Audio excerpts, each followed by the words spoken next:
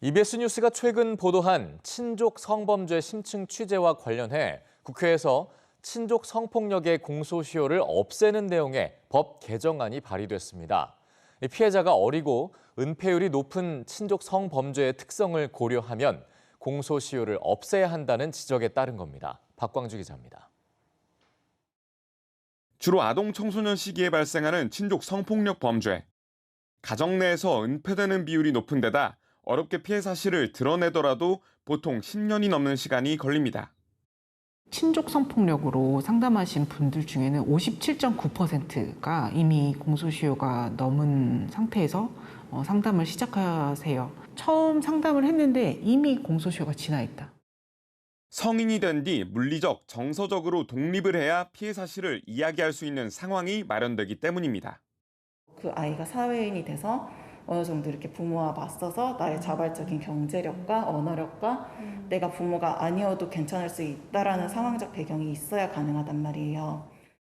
현행법에 따르면 피해자가 만 13세 미만이거나 장애를 가진 경우에는 성폭행 등 범죄에 공소시효가 없습니다. 하지만 친족 성폭력 피해자의 경우 만 14세를 넘기는 순간 성인이 된 이후 10년이 넘으면 죄를 물을 수 없게 됩니다. 가해자가 공소시효가 이미 지났으니까 죄가 아니고 아니라고 오히려 더 뻔뻔스럽게 나오는 경우가 많다고 해서 공소시효를 얘기를 했는데요. 국가가 해결을 하려면 차라리 공소시효를 없애라. 이런 상황을 고려해 친족 성범죄에 대해 공소시효를 폐지하는 법안이 국회에서 발의됐습니다.